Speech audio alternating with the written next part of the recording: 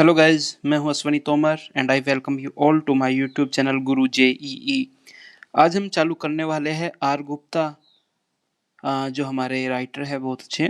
उनकी DSSB teachers की एक बुक है पीजीटी मैथ्स के लिए। उसका 2021 एडिशन के क्वेश्चंस हम यहाँ पे स्टार्ट करने वाले हैं लगाने आज से। तो चलिए क्वेश्चन नंबर 1 पे चलते हैं। क्वेश्चन नंबर 1 में हमसे पूछा गया है, if R is a relation from a finite set A having m elements. जो सेट A है उसकी कार्डिनलिटी m दी हुई है। To a finite set B having n elements, set B की कार्डिनलिटी n दी हुई है। Then the number of relations from set A to set B। हम बात करते हैं पहले रिलेशन की। Relation is the subset of Cartesian product. अगर हमारे पास कोई कार्टेशियन प्रोडक्ट होती है, कार्टेशियन प्रोडक्ट मतलब कि मेरे पास सेट ए था, सेट बी था, तो ए क्रॉस बी जो हमारी हुई इसको हमने बोला कार्टेशियन प्रोडक्ट। और कार्टेशियन प्रोडक्ट के जो सबसेट्स होंगे, तो सबसे पहले बात करते हैं कि ए क्रॉस बी में नंबर ऑफ एलिमेंट्स कितने होंगे। ए क्रॉस बी में नंबर ऑफ एलिमेंट्स हो जाएंगे m cross n। Then number of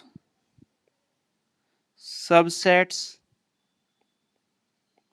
of a cross b, this will be equal to हो जाएगा 2 to the power m multiplied by n, this is equal to 2 to the power mn।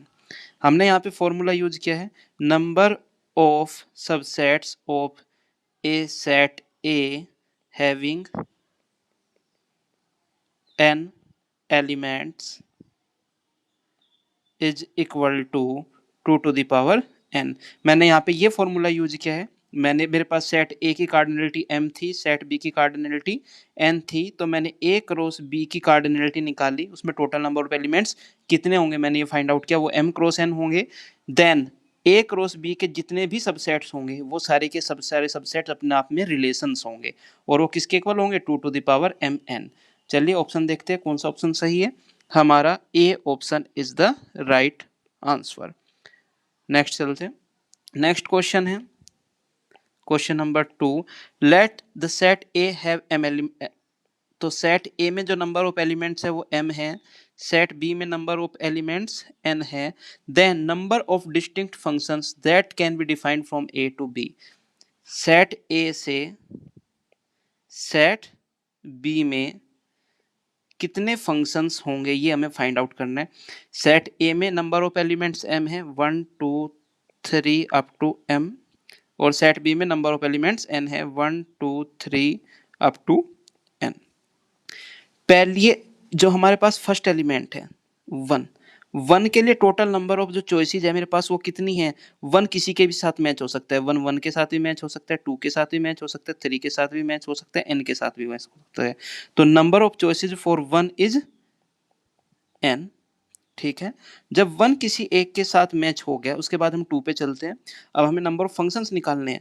2 भी हमारा किसी के भी साथ मैच हो सकता है, 2 1 के साथ, 2 2 के साथ, 2 3 के साथ, या 2 n के साथ। 2 के पास भी मेरे पास n चॉइसेस है।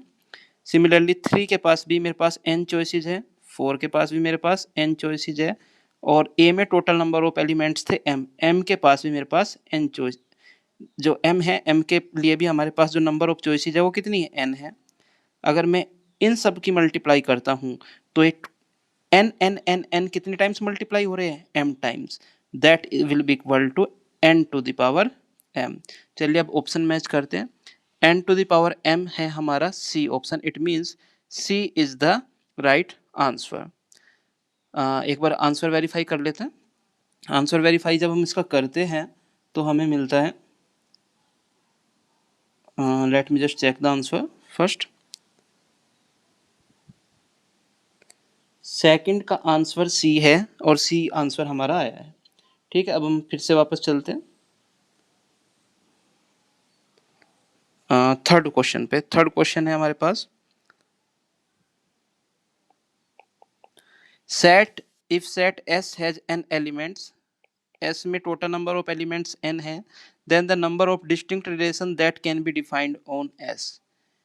एस से एस में ही टोटल नंबर ऑफ रिलेशंस कितने हो सकते हैं। तो सबसे पहले हम एस क्रॉस एस की कार्डिनलिटी निकालते हैं। ये इक्वल टू होगी हमारी N cross N, this is equal to N square and total number of subsets, total number of subsets of S cross S, this will be equal to 2 to the power N square. और जो subsets है वही हमारे क्या होंगे, relation. Total number of subsets of S cross S ही हमारे total number of relation कहलाएंगे। इसके मतलब total number of distinct relation that can be defined on S, that will be equal to 2 to the power n square, that is option A। चलिए next question पे चलते हैं, question number 4।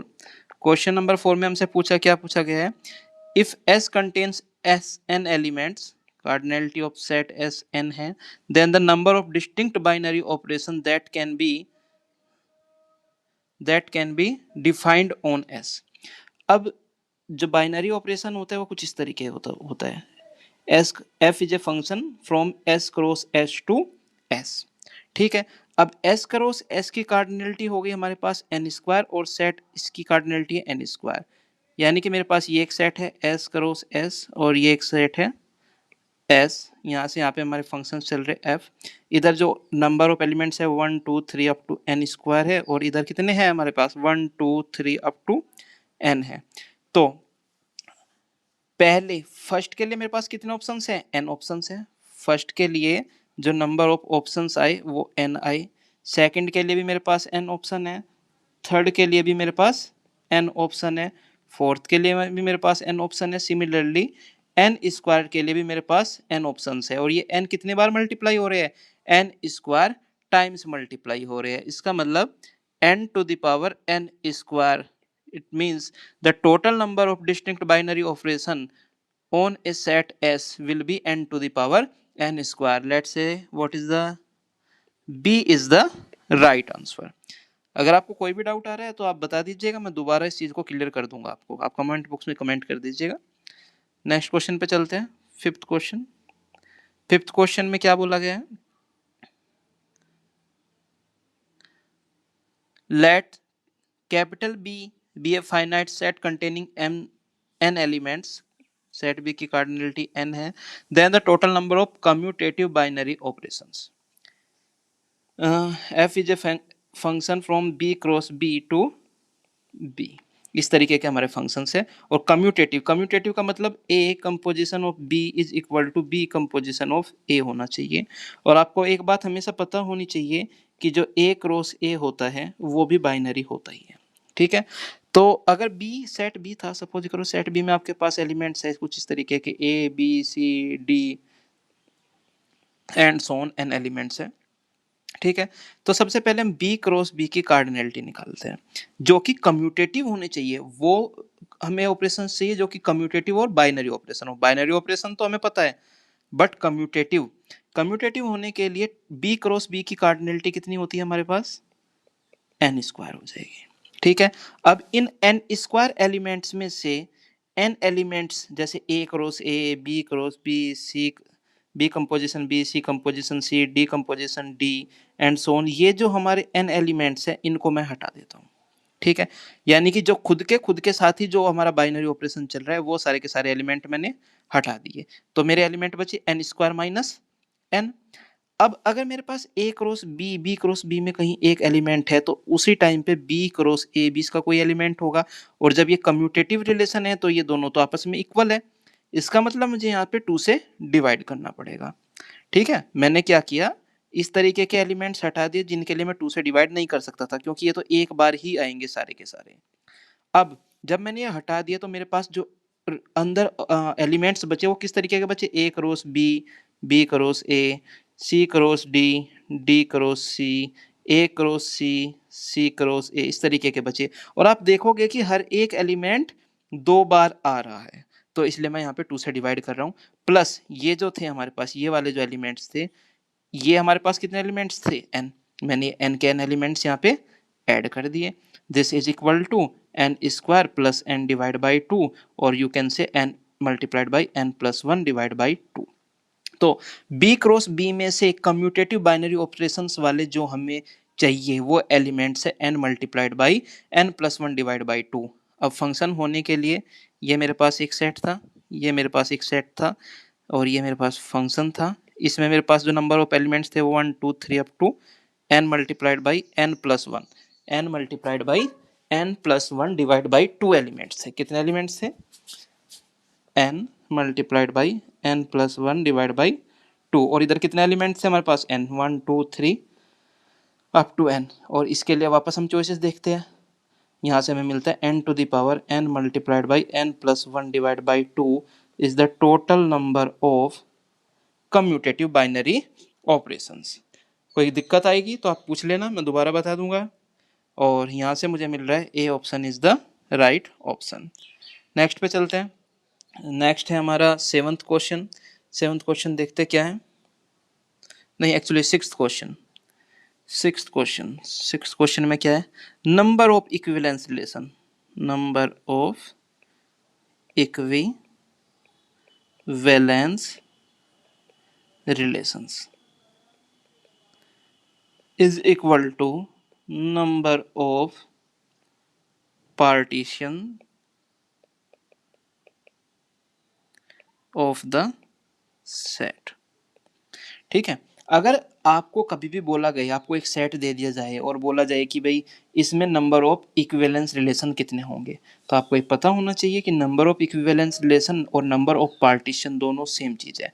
Equivalence relation निकालने की जगह आप उस set के नंबर ऑफ पार्टीशन निकालेंगे। तो यहाँ पे हमें एक सेट दिया गया है, सेट ए में आपको दे दिया गया है 2 एलिमेंट्स, लेट से 1, 2 ये 2 एलिमेंट दे दिए गए हैं। ठीक है, अब इनके पार्टीशन कैसे कैसे हो सकते हैं? इनके पार्टीशन हो सकते हैं 0 2 राइट, 1 + 1 राइट। और कोई पार्टीशन हो सकता है इसका? नहीं, और कोई पार्टीशन नहीं हो सकता। ठीक है, अब जब आप पार्टीशन कर लेते हो तो पार्टीशन करने के बाद में आपको ग्रुपिंग करनी होती है। हमारे पास किसी सेट में 2 एलिमेंट हैं और उनको हमें 2 ग्रुप में डिवाइड करना है, 1 और 1 के। तो वो इक्वल टू होता है, पीएनसी में आपको पढ़ाया जाता है 2 factorial divide by 1 factorial 1 factorial. अगर यहाँ पे 1 फैक्टोरियल 2 बार आ रहा है तो हम 2 फैक्टोरियल से और डिवाइड कर देते हैं। यानी कि ऐसा अगर कुछ लिखा हो 2 फैक्टोरियल डिवाइड बाई 1 फैक्टोरियल का होल स्क्वायर, ये पावर में अगर यहाँ पे 2 आई है तो आप 2 फैक्टोरियल से इसे डिवाइड करोगे, ये इक्वल टू आ गया 1। तो इसकी जो हमने ग्रुप फॉर्मेशन किया, जो हमने ग्रुपिंग की, ग्रुपिंग करने के बाद हमें 1 मिला। 2, 0 2 factorial divide by 0 factorial 2 factorial, this is equal to 1। क्या और कोई भी हो सकता है हमारे पास? जब हम इसका पार्टीशन करते हैं, ये तो हमने देख लिया कि अब यहाँ से हम पार्टीशन निकाल लिया हमने 1 + 1 इज इक्वल टू 2। बट अगर वैसे सोल्व करना हो तो ये तो यही हो सकता है कि भाई ये सेट अपने आप में बन जाए, या फिर सिंगलटन 1 सिंगलटन 2। आपको पता होना चाहिए कि पार्टीशन का मतलब क्या होता है। पार्टीशन का मतलब, अगर इस सेट का मैं पार्टीशन कर रहा हूँ तो मुझसे अलग अलग सबसेट्स में ब्रेक कर रहा हूँ। किस तरीके के सबसेट्स में कि S1 यूनियन S2 तो मेरा A आ जाए और S1 और S2 में मेरा कुछ भी कॉमन ना हो। ये सेट्स यहाँ पे जो सबसेट्स है ज़्यादा भी हो सकते हैं। ठीक है, यहाँ पे या तो यही था पॉसिबल या फिर ये 2 पॉसिबल थे, इन दोनों में कुछ कॉमन नहीं है और इन दोनों का यूनियन सेट ए ही हमें दे रहा है। तो total number of equivalence relation for the set A having 2 elements will be equal to 2, जो कि है हमारा सी ऑप्शन। एक क्वेश्चन और इन्होंने दिया है, वो भी कर लेंगे इसी के साथ साथ। 8th क्वेश्चन, इसमें हमें क्या दिया हुआ है? 8th नहीं, sorry 7th question right. 7th question में सेट ए में हमारे पास 3 एलिमेंट दे दिए 1 2 3। अब हमें सबसे पहले इसका पार्टीशन करना है। ठीक है, 3 का पार्टीशन हम कैसे कैसे कर सकते हैं, सबसे पहले हम वो देखते हैं। पहला तो 3 लिख दें, 3 और 0 लिख दूँ मैं। दूसरा 2 और 1 लिख दूँ मैं। तीसरा 1 और 2 लिख दूँ मैं। फोर्थ 0 और 3 लिख दूँ मैं। अब ये दोनों तो सेम है और ये दोनों तो सेम है। ठीक है, तो इसका मतलब एक चीज़ और भी हो सकती है कि 1 + 1, 1, 1 लिख दिया जाए, ये आ सकता है। तो हमारे पास एक्चुअल में तो 3 ही पार्टीशन हुए इसके, 3 0 2 1 एंड देन 1, 1, 1। अब इसकी ग्रुपिंग कैसे हो जाएगी? 3 factorial divide by 3 factorial 0 factorial, this is equal to 1। इसकी ग्रुपिंग कैसे होगी? 3 factorial divide by 2 factorial 1 factorial, this is equal to 3। इसकी ग्रुपिंग कैसे होगी? 3 फैक्टोरियल डिवाइड बाई 1 फैक्टोरियल की होल क्यूब। 1 फैक्टोरियल 1 1 1 कितनी बार आ रहा है? 3 बार आ रहा है, तो 3 बार 1 फैक्टोरियल यहाँ पे मल्टीप्लाई होगा। इसी वजह से जब ये पावर 3 चढ़ रही है तो 3 फैक्टोरियल से मैं डिवाइड भी कर दूंगा। जब मैं पीएनसी पढ़ूंगा तो मैं आपको ग्रुप फॉर्मेशन अच्छे से क्लियर करूंगा, क्योंकि इसका यूज मुझे दिख रहा है कि काफी आ रहा है। ये इक्वल टू 1 हो गया। तीनों का सम करते हैं हम, 1 plus 3 plus 1, this is equal to 5 and this will be the total number of equivalence relation. चलिए ऑप्शन चेक करते हैं। ऑप्शन सी हमारा सही ऑप्शन है। एक बार इसका अगर आपको हो तो मैं आंसर भी वेरीफाई कर लेता हूँ। मैंने आंसर पहले वेरीफाई नहीं की है, पर मैं कर लेना चाह रहा हूँ।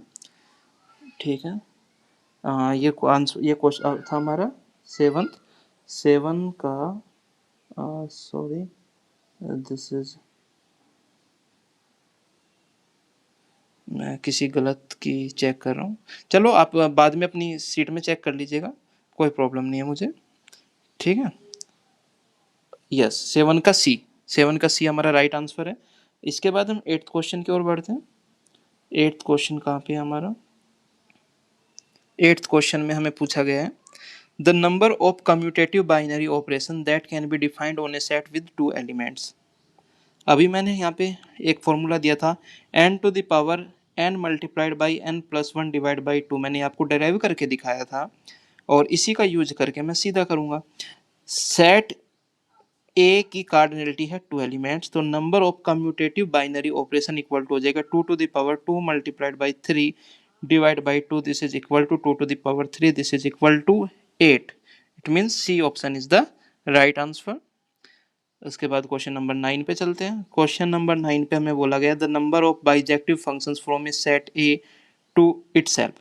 सेट ए था और सेट ए से सेट ए में ही हमारे फंक्शंस की हम बात कर रहे हैं।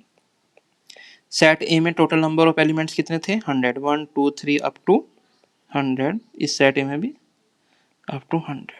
अब हमें बात करनी है बाइजेक्टिव। बाइजेक्टिव मतलब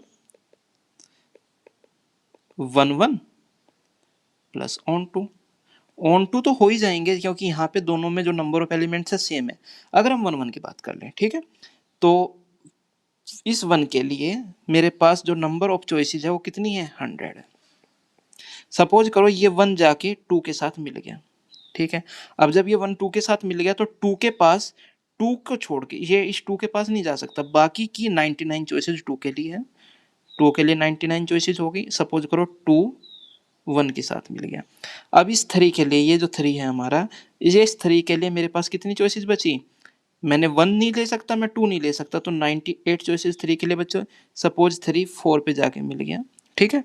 सिमिलरली 4 के लिए मेरे पास 97 चॉइसेस। सिमिलरली 100 के लिए मेरे पास सिर्फ एक चॉइसेस रह जाएगी। और by the use of mathematical principle of permutation and combination, this is equal to this is equal to 100 factorial. It means total number of bijective functions will be equal to 100 factorial because this multiplication is equal to 100 factorial. ठीक है, next question पे चलते हैं। Next question में क्या approach होनी चाहिए हमारी? The number of injective functions that can be defined from a set with 4 elements. कोई सेट ए है, लेट्स से उसमें 4 एलिमेंट्स 1 2 3 4 है। कोई सेट फिर भी, यही सेट ए में फंक्शन हमारा, उसमें भी 4 एलिमेंट्स है 1 2 3 4। और हमें किस फंक्शंस की बात करनी है? इंजेक्टिव फंक्शंस की बात करनी है। इंजेक्टिव फंक्शंस मतलब 1 1 फंक्शंस की बात करनी है।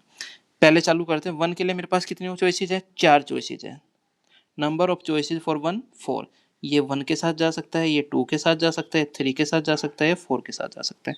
सपोज करो कि ये 1 जो है हमारा वो 2 के साथ चला गया, ठीक है। जब 1 2 के साथ चला गया और फंक्शन 1 1 होना चाहिए, तो इसका मतलब जो 2 है वो 1 3 और 4 इन तीनों में से किसी एक के पास जाएगा। तो 2 के पास कितने ऑप्शन चॉइस रह जाएगी? 3। सपोज करो 2 1 के साथ चला गया। 3 के लिए अब कितनी चॉइसेस है हमारे पास? 2। सपोज करो 3 4 के साथ चला गया। अब 4 के लिए कितनी चॉइसेस है? 1। तो total number of injective functions will be equal to 4 multiplied by 3 multiplied by 2, this is equal to 24। अब 24 देखते हैं कौन सा ऑप्शन है। 24 है हमारा सी ऑप्शन। आप आंसर्स वेरीफाई कीजिएगा। अगर आपको कोई डाउट आ रहा है तो आप मुझसे ज़रूर पूछिएगा। बाकी के 10 क्वेश्चंस मैं नेक्स्ट लेक्चर में आपको डिलीवर करूँगा और मैं पूरी बुक जो है ये आराम-आराम से धीरे-धीरे हम इसे सॉल्व करने वाले हैं। आपके सारे डाउट्स हम क्लियर करेंगे, जो भी आप पूछते रहिएगा। Thank you.